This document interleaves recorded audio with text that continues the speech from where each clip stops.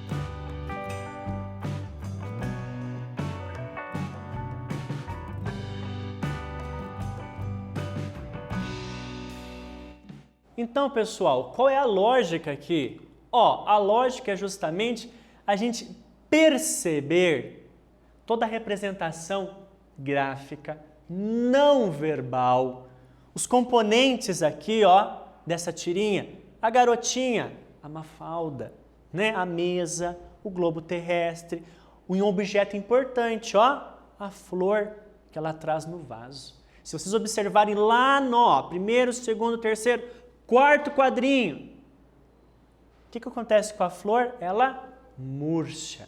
E daí a Mafalda ali, ela se põe com uma expressão ali, pasma, né? Percebimos por los dibujos presentes el hecho de que la flor se haya marchitado. A flor murchou. Quando colocada cerca del globo terrestre, representando el planeta, e por las expressões faciales de Mafalda. Então, expressões faciais também, como o professor falou. Ok? Comic ou historieta? Dois termos aqui em língua espanhola, tá? Referindo-se ao quê? História em quadrinhos, tirinha, tá? Consiste em la narração de uma história através de uma sucessão, ou seja, uma sequência de ilustrações, uma sequência de ilustração, que se completam com um texto escrito. Também há historietas mudas, sem texto. Generalmente apresentam linguagem verbal e no verbal. Então, a gente vai falar um pouquinho agora sobre linguagem verbal e linguagem não verbal. Recordam-se aí das aulas de língua portuguesa? Venham. Ó, no verbal, imágenes, gestos ou expresiones comparables, primordiales para la compreensão de la história. Ou seja, nós temos aqui, né? Ó, se vocês observarem dentro dessa imagem, tem muito conteúdo não verbal, pela sequência das imagens, pela sequência dos gestos. Ó, presta atenção no professor aqui. Ó,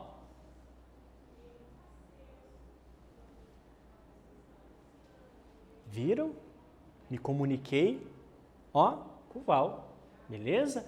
Oi, tudo bem? Né?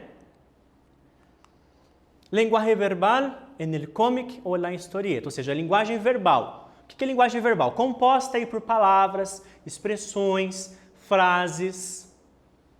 El texto escrito suele ir encerrado en lo que conocemos como globo o bocadilho. Presta atenção nesse termo. Globo, balão.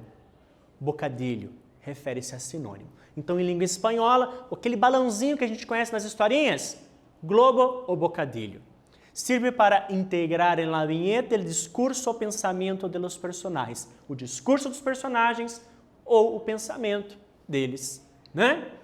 Ó, la forma de los bocadilhos depende de la intencionalidade del contenido. Ou seja, a forma do balãozinho. Vocês sabem que a história em quadrinhos, a tirinha, ela tem o quê? Balões de diversas formas. Uma delas aqui, ó, para introduzir informação de apoio em la narração. Ou seja, intervenção do narrador, né? A fala do narrador, um discurso narrativo. Cartelas e cartuchos. A gente chama cartelas e cartuchos. Para evocar os ruídos ou sonidos de la realidade, ou seja, sons, representação de sons. Ó, las onomatopeias. Olha os tipos aqui, ó, de bocadilhos ou globos. Ó, bocadilhos ou globos. Os balõezinhos, né? Ó, para representar voz baixa, diálogo, pensamento e grito. Ó, o primeiro, quando a pessoa está sussurrando. A pessoa está sussurrando, falando baixinho. Diálogo, estou estabelecendo um diálogo com vocês. O segundo aqui. O terceiro, pensamento. E o quarto, grito! Né? A pessoa está exclamando, está gritando, tá? Que são cartelas ou cartuchos? Lembra do que o professor falou? Cartelas ou cartuchos. É aquele discurso que vem junto com o quadrinho, mas com a voz do narrador. Ó, olha aqui.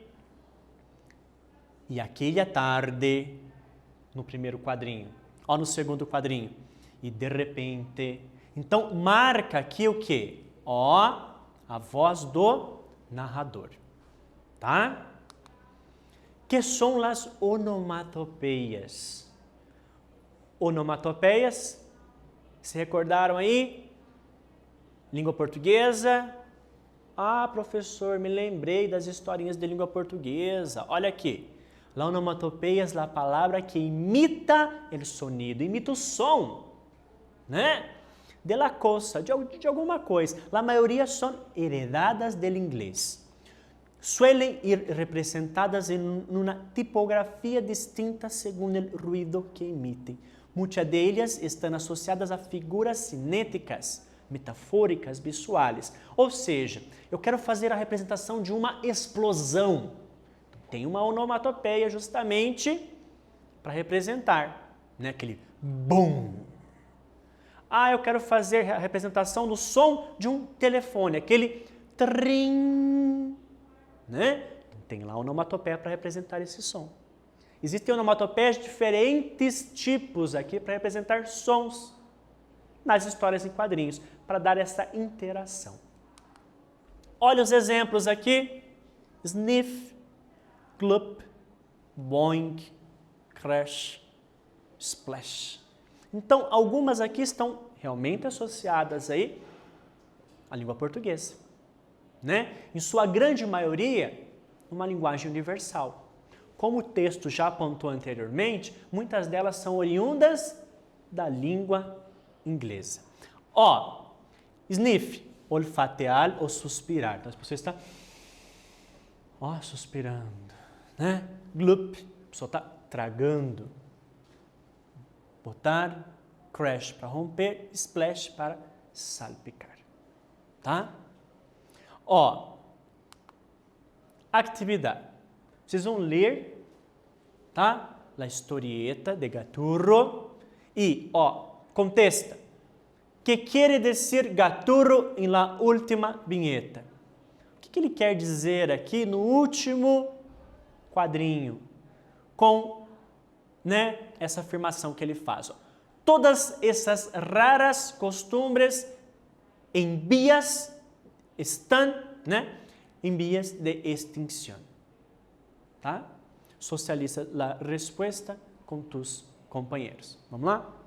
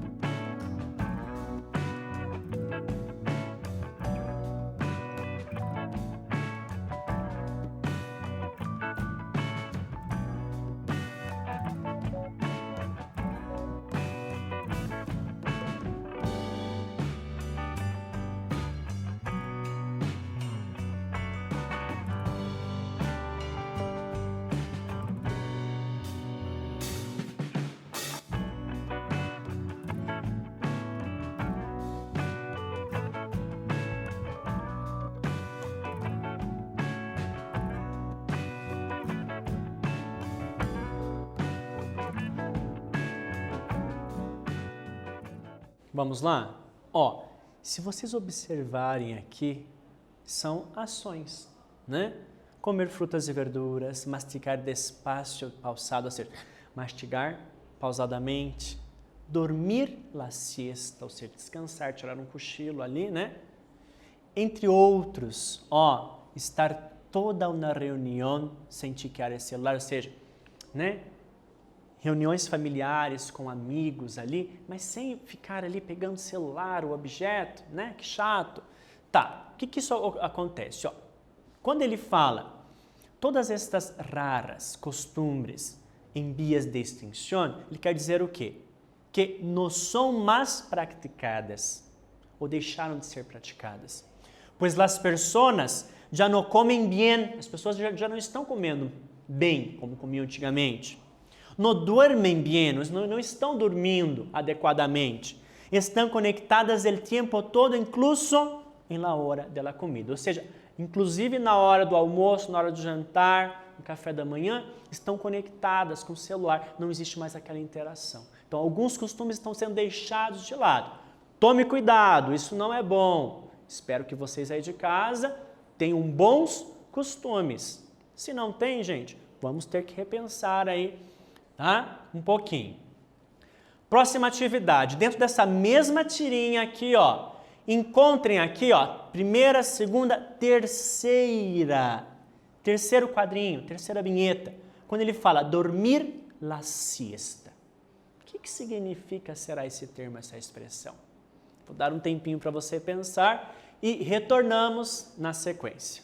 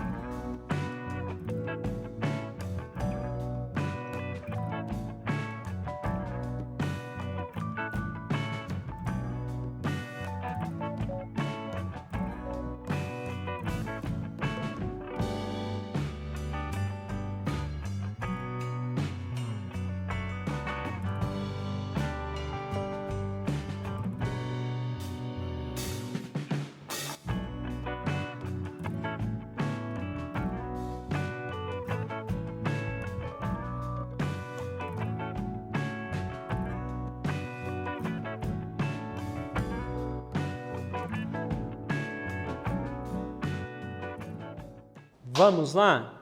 Ó, se vocês observaram aqui então, já pensaram aí no contexto das aulas em espanhol, se esse termo já apareceu? Dormir la siesta. O que significa, né? Ó, mais conhecida como echar una siesta. Echar una siesta, dormir la siesta. Ó, uma costumbre, um costume espanhola, um costume espanhol, que é dormir, descansar depois do almoço, ou seja, tirar um cochilo logo depois do almoço. Alguns aqui inclusive falam dormir a siesta ou tirar a siesta, que é justamente dormir após, né, o almoço. Ó, e tu tienes la costumbre de echar una siesta? Será? Acho que sim, hein? Agora te toca a ti. Ó, eu estou oferecendo a vocês aí esses 4 quadrinhos. Observem que não há diálogo aqui, está em branco. Por meio das ações, vocês conseguem desenvolver um diálogo aí. É justamente isso, ó, um desafio. Que tal poner em prática os conhecimentos desta classe? Vimos que os cómics ou historietas podem apresentar linguagem verbal e não verbal. Cria aí, crie, né? Uma linguagem verbal em espanhol para a historieta ao lado. Ou seja, crie, né, linguagem verbal, frases, palavras, expressões que representam aqui, ó, estas 4 ações. Que tal? Depois vocês podem, inclusive, apresentar na sala de aula, apresentar para o professor. Vocês podem trocar informações aí com os colegas de sala. Olha que interessante, e é uma forma de praticar a língua espanhola também. Exemplo aqui, ó, apenas um exemplo, não vá copiar do professor. Ó, buen dia, hoy tengo algunos planes. Para a primeira. Olha o quadrinho de baixo. Ah, como é maravilhoso nadar. Ele está nadando. Lá do lado direito, o segundo quadrinho do lado direito ali, ó. Quero fazer muitas atividades físicas. Embaixo, ó. Ah, que sonho, que pereza, que preguiça, né? Então, apenas uma sugestão. Vocês podem incrementar aí, tá? O que vimos na aula de hoje? Ó? O que aprendemos? Linguagem verbal não verbal das histórias em quadrinhos, elementos que constituem uma HQ. O que é HQ? História em quadrinhos.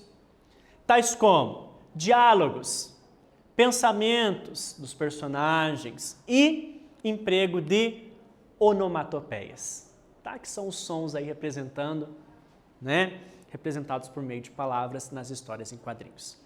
O professor espera que você tenha gostado, interaja aí em sala de aula com seus colegas, com o professor, realize as atividades, tá? E nos vemos em breve. Um abraço, até mais.